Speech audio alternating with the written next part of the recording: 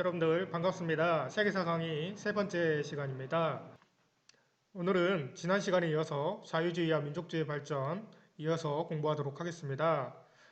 지난 시간에는 빈체제 성립 이후에 이 자유주의와 민족주의 운동이 발전하면서 이 빈체제가 붕괴되는 모습까지 살펴봤습니다. 오늘 이 시간에는 빈체제 붕괴 이후에 자유주의와 민족주의 운동이 더욱 발전하면서 이 이탈리아와 독일이 통일되는 과정을 살펴보겠습니다. 그리고 더불어 이 미국과 러시아의 발전도 살펴보도록 하겠습니다. 먼저 이탈리아의 통일 과정에 대해서 살펴보도록 하겠습니다. 이 이탈리아는 오랜 분열의 역사를 가지고 있었습니다. 이 로마가 이탈리아를 통일한 이후에 이 로마가 붕괴되면서 이탈리아의 분열의 역사는 시작되었는데요. 이 화면은 통일 전에 이 1829년에 이탈리아의 상황을 나타낸 지도인데요. 이 남부 쪽에는 중세 이래로 이 시칠리아 왕국이 존재하면서 이 독자적인 세력을 형성하고 있었고요.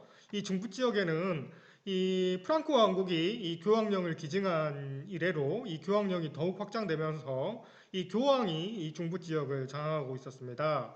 그리고 이 북부 지역은 여러 개의 이 도시국가가 존재하고 있었는데요. 이 북부 지역의 국가들은 대부분 이 오스트리아의 이 간섭을 받거나 오스트리아의 지배를 받는 상황이었습니다.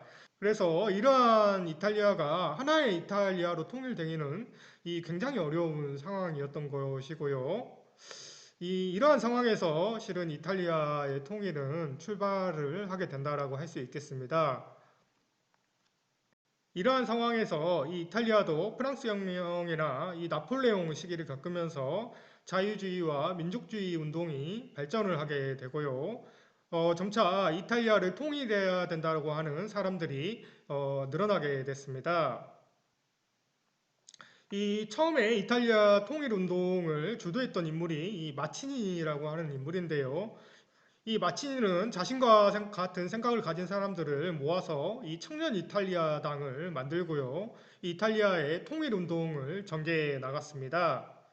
이 마치니는 통일 방법으로 이탈리아 전역에서 이 폭동을 일으켜서 이탈리아 공화국을 만들어야 된다라고 주장을 했습니다.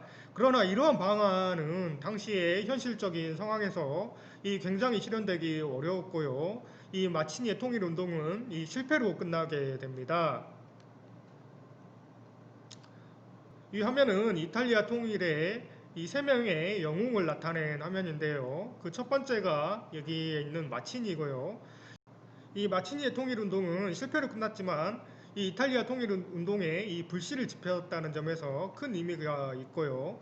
이 마치니의 사상을 이어받은 이 마치니의 제자가 이 가르발디라고 하는 인물인데요. 이 나중에 이탈리아 통일 과정에서 큰 역할을 하게 됩니다. 그리고 이 가운데 있는 인물이 이 카보우르라고 하는 인물인데요. 이 이탈리아 여러 왕국들 중에서 가장 강력한 이 사르데냐 왕국의 재상이었던 인물이고요. 이 이탈리아 통일을 이 현실적으로 구체적으로 완성한 사람이라고 할 수 있겠습니다.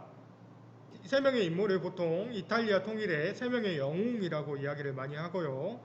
그래서 여러분들도 이 세 사람의 이름 정도는 알고 있어야 되겠습니다.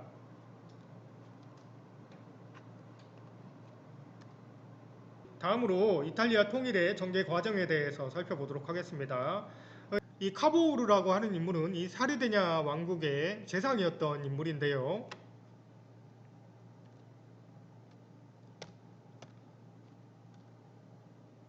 사르데냐 왕국은 이 갈색으로 표시된 지역 보인가요? 여기를 통치하는 왕국이었는데요. 이 이탈리아 여러 왕국들 중에서 가장 강력한 이 힘을 가지고 있는 왕국이었습니다. 실제로 이 이탈리아가 통일을 이루기 위해서는 이 왕국을 중심으로 이 통일을 이루어 나가는 것이 가장 현실성 있는 방안이었다라고 할 수 있겠습니다. 이 카보우르라고 하는 인물은 이 이탈리아의 통일을 이 현실적으로 준비하고 실행했던 인물인데요. 당시에 이 이탈리아 통일의 가장 큰 건립도는 이 오스트리아였는데요. 이 오스트리아와 전쟁을 하기 위해서 이 카보르는 이 전쟁 전에 다른 국가들과 이 치밀한 외교 작전을 통해서 우호적인 관계를 형성해 놓습니다.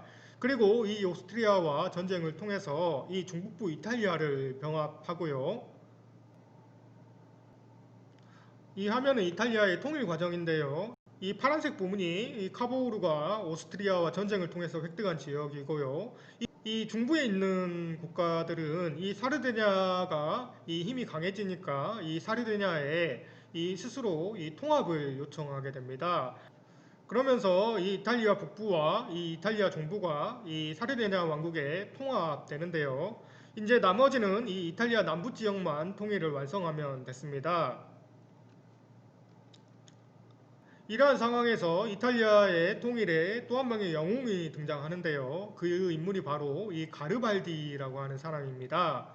이 가르발디라고 하는 인물은 이 앞에서 이야기했던 이 마치니의 제자였고요.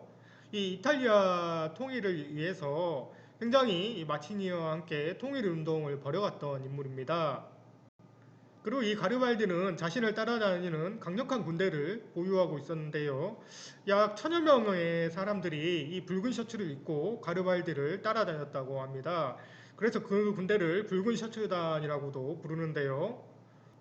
이 가르발디는 이 카보우르의 요청을 받아서 이 남부 이탈리아 일대를 점령하게 됩니다. 지도에서 보면 이 초록색에 있는 부분인데요. 이 시칠리아 왕국이 있었던 지역입니다. 이 지역을 가르발디는 자신의 군대를 데리고 가서 이 점령을 하게 되고요. 이를 이 사르데냐 국왕에게 헌납하게 됩니다.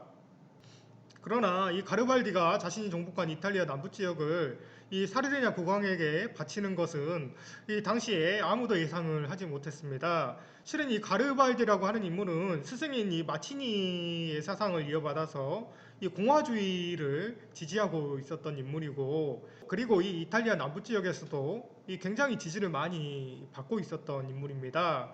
그렇기 때문에 이 당시에 많은 사람들이 이 가르발디가 자신이 권력을 차지할 것을 생각하였으나 이 이탈리아의 통일을 위해서 이 사르디냐 국왕에게 자신이 정복한 지역을 바치게 됩니다. 이처럼 이 가르발디의 희생을 통해서 이탈리아 통일은 굉장히 극적으로 이루어졌다라고 할 수 있겠습니다.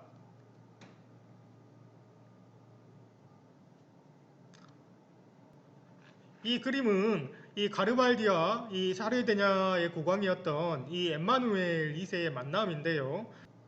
이쪽에 있는 인물이 이 엠마누엘 2세인데요. 이 엠마누엘 2세는 이 가르발디를 만나기 전에 이 굉장히 걱정을 많이 했다라고 합니다. 이 가르발디가 이 공화주의자였기 때문에 자신에게 이 자신이 점령한 지역을 바칠지 실은 이 걱정을 많이 했다라고 하고요. 이 엠마누엘 2세의 염려와는 다르게 이 가르발디는 이 자신이 점령한 지역을 이 엠마누엘 2세에게 바치게 되면서 이탈리아의 통일은 완성됐다라고 할 수 있겠습니다.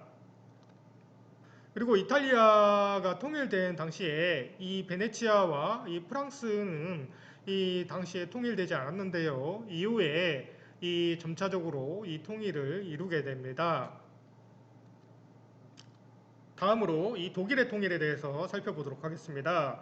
먼저 이 통일 전의 상황에 대해서 살펴보면요. 독일 역시 이 오랜 분열의 역사를 가지고 있었고요. 이 중세시대에 여러분들 신성로마 제국 들어봤죠? 이 신성로마 제국은 여러 작은 국가들의 연합체에 불과한 이름뿐인 국가였습니다. 그리고 이 신성로마 제국은 나폴레옹에 의해서 해체되게 되었는데요.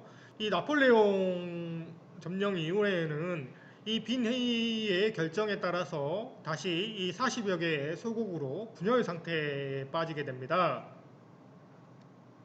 이 화면은 빈 회의 이후에 이 독일 연방의 모습을 나타낸 것인데요. 이 파란색으로 된 국가가 이 프로이센이고요. 이 노란색으로 된 국가가 이 오스트리아입니다. 그리고 이 회색으로 된 국가들은 이 자그마한 이 소국들이고요. 이러한 국가들이 연합을 해서 이 독일 연방을 구성하고 있었습니다. 그리고 이 독일 연방의 가장 강력한 국가는 이 북쪽에 있었던 프로이센과 이 남쪽에 있었던 이 오스트리아였습니다. 그래서 나중에 통일이 될 시에는 이 두 국가가 독일 통일의 주도권을 가지게 될 가능성이 굉장히 많았고요. 실제로 이 독일 통일은 이 프로이센이 중심이 되어서 이루어지게 됩니다. 그리고 이 독일에서는 이 정치적인 통일 이전에 이 프로이센 주도로 이 관세 동맹을 체결하면서 실은 이 경제적인 통일을 먼저 이루게 되고요. 이 경제적인 통일을 밑바탕으로 해서 나중에 이 정치적인 통일로 연결된다라고 할 수 있겠습니다. 그리고 독일의 통일은 이 프랑크푸르트 의회에서 실은 한 차례 시도된 적이 있었는데요. 이 프랑크푸르트 의회는 이 프랑스의 2월 혁명의 영향을 받아서 독일의 자유주의자들이 이 독일의 통일을 논의하기 위해서 모였던 의회였습니다. 그러나 이 의회에서 이 통일된 독일의 이 황제 자리를 이 프로이센 국왕에게 제안하게 되는데요. 이 프로이센 국왕이 그 황제 자리를 거부하면서 이 프랑크푸르트 의회의 통일 노력도 좌절된다라고 할 수 있겠습니다.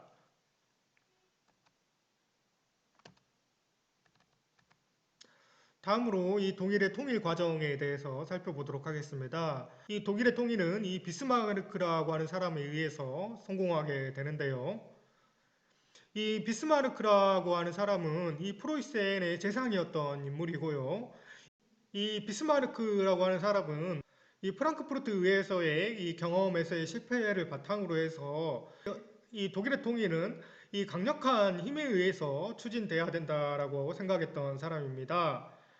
그래서 그의 정책을 이 철혈 정책이라고 부르는데요. 이 철이라고 하는 건 이 강력한 군대를 이야기하고요. 이 혈이라고 하는 건 이 전쟁을 의미하는데요. 이 강력한 군대를 통해서 이 전쟁을 통해서 이 통일을 이루어야 된다라고 하는 걸 이야기했던 것이죠. 이 비스마르크의 철의 정책을 조금 더 구체적으로 살펴보면요. 이 화면은 비스마르크가 의회에서 한 연설인데요. 내용을 살펴보면 비록 빈약한 우리 몸보다 군비가 더 무겁다 해도 그것이 우리에게 아름답다면 우리는 그것에 익숙해지려는 정열을 가져야 합니다라고 이야기를 하고 있죠. 그러니까 이 군비가 너무 무겁다고 해도 우리는 그것을 감당해야 된다라고 하는 이야기를 하고 있고요. 그 다음에 이 독일이 당면한 과제를 수행하기 위해 즉 통일을 하기 위해서는 이 눈여겨보아야 할 것은 이 프로이센의 자유주의가 아니라 군비일 것이라고 이야기를 하고 있죠. 그러니까 이 자유주의를 바탕으로 해서 이 프랑크푸르트의 의회가 실패했기 때문에 이 군비를 통해서 힘을 빌려서 이 통일을 해야 된다라고 하는 걸 이야기하고 있습니다. 연설과 이 과반수의 찬성으로 당면한 문제는 해결되지 않습니다. 그것이 1848년과 1849년에 중대한 실수였습니다. 이것은 이 1848년과 1849년에 있었던 이 프랑크푸르트 의회의 실패를 지적하는 모습이고요.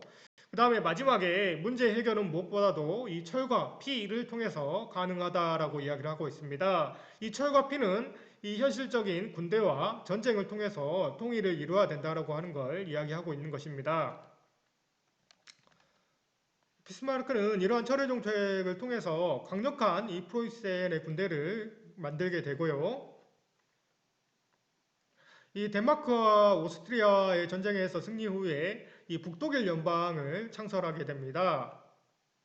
독일의 통일에 가장 걸림돌이 되는 국가는 이 오스트리아였습니다. 이 오스트리아를 전쟁에서 이겼다라고 하는 건 이 통일의 절반 정도는 이미 성공했다라고 하는 걸 의미한다라고 할 수 있겠습니다. 그리고 이 독일의 통일에 반대했던 이 프랑스와의 전쟁을 통해서 승리를 하면서 마침내 독일은 통일을 완성했다라고 할 수 있겠습니다. 이 화면은 독일의 통일 과정의 모습인데요. 이쪽에 있었던 프로이센이 이 오스트리아와의 전쟁 과정에서 이 독일의 북부 지역을 통합하게 된다라고 할 수 있고요. 그 다음에 이 남부 지역은 이 프랑스와의 전쟁 이후에 이 통합이 달성됐다라고 할 수 있겠습니다. 이 장면은 이 독일 제국을 선포하는 장면인데요. 여러분들 이 독일 제국을 선포하는 곳이 어디였을까요? 그렇습니다. 바로 이 프랑스의 베르사유 궁전에서 이 독일 제국을 선포하게 되는데요. 이쪽에 있는 사람이 이 독일 제국의 황제였던 비렐름 1세의 모습이고요. 이쪽에 이 하얀색 옷을 입고 있는 사람이 비스마르크입니다. 이 프랑스 역사에서 굉장히 치욕적인 장면 중에 하나인데요. 이 프랑스는 나중에 이 복수를 하게 되는데요. 이 독일 제국이 나중에 1차 세계대전에 패하고 나서 이 항복 문서에 이 서명을 한 장소가 바로 이 베르사유 궁전입니다. 이런 것들을 통해 보면 역사에서는 이 영원한 승자는 없는 것 같네요. 다음으로 이 미국의 변화 모습에 대해서 살펴보도록 하겠습니다. 이 미국은 독립 이후에 민주주의가 발달하고요. 이 영토가 확장되면서 이 태평양 연안까지 이 영토를 확대하게 되는데요. 그리고 19세기에 미국에서도 이 영국의 산업혁명의 영향을 받아서 이 산업혁명이 이루어지게 됩니다. 실은 이 산업혁명을 겪으면서 이 남부와 북부의 이 산업구조의 차이가 발생하면서 이 갈등이 생겨나게 되는데요.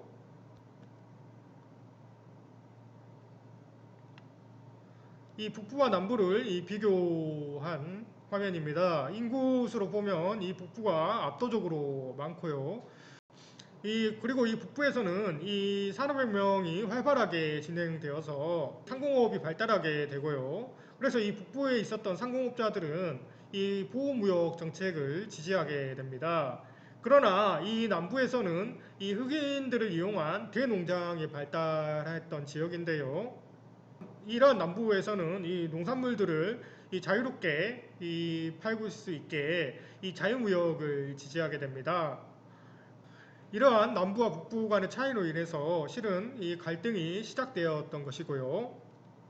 이러한 상황에서 노예제에 반대했던 링컨이 대통령에 당선되게 됩니다. 이 대농장을 경영하기 위해서 이 노예가 반드시 필요했던 남부에서는 이 링컨의 대통령 당선이 달갑지가 않았던 것이고요. 이 남부의 여러 주가 연방에서 탈퇴하게 됩니다. 그러면서 이 남북전쟁이 발발하게 되고요. 이러한 과정에서 링컨의 그 유명한 이 노예해방 선언이 나오게 됩니다. 그리고 이 전쟁에서는 이 명분을 가지고 있었고, 그 다음에 실질적인 힘을 가지고 있었던 이 북부가 승리하게 됩니다. 다음으로 이 러시아의 발전에 대해서 살펴보도록 하겠습니다. 러시아의 이 19세기의 상황인데요. 이 러시아는 이 표트리 대제 이후에 이 강대국으로 성장하면서 이 유럽의 열강으로 이 발돋움하게 되었다라고 이야기를 했습니다. 그러나 이 정치적으로나 사회적으로는 유럽에 비교해서 굉장히 이 후진적인 사회였습니다. 그래서 아직도 이 농노제가 유지되었고요. 그 다음에 이 차르라고 하는 황제가 이 전제 정치를 실시하고 있었습니다. 그러한 상황에서 이 유럽의 자유주의의 영향을 받아서 이 데카브리스티의 봉기도 일어나게 되는데요. 그러나 이 봉기도 실패로 끝나게 되고요. 그리고 이 발칸반도에 패권을 놓고 이 투르크와 크림 전쟁을 벌여서 이 패배하게 되면서 절망적인 상황에 있었다라고 할 수 있겠습니다. 그러한 상황에서 이 당시 황제였던 이 알렉산드로 2세를 중심으로 해서 이 개혁을 단행하게 되는데요. 그러나 이 알렉산드로 2세의 개혁은 이 당시 농민들에게 큰 도움은 주지 못했고요. 그리고 이 차르의 전제 정치도 여전히 깨지지 않았습니다. 이런 상황에서 러시아의 지식인들은 이 러시아의 전망적인 상황을 바꿔보기 위해서 이 분하로드 운동을 전개하는데요. 이 당시 이 러시아가 변화하기 위해서는 이 많은 민중들이 바뀌어야 한다고 생각을 했던 것이고요. 이 당시 지식인들이 직접 농촌으로 가서 많은 이 민중들을 계몽시키기 위해서 노력했습니다. 그러나 이 분하로드 운동도 이 많은 성과를 거두지는 못하게 되고요. 이 러시아의 전제 정치의 상황은 계속 유지된다라고 할 수 있겠습니다. 그러한 상황에서 러시아에서는 20세기 초반에 이 혁명이 발생한다라고 할 수 있겠습니다. 오늘은 이 자유주의와 민족주의의 발전 이 두 번째 시간이었습니다. 이 이탈리아와 독일의 통일 과정을 살펴봤고요. 그 다음에 미국과 이 러시아의 발전 모습에 대해서 살펴봤습니다. 그러면 오늘 수업은 여기서 마치도록 하겠습니다. 여러분들 강의 듣느라고 고생 많았습니다.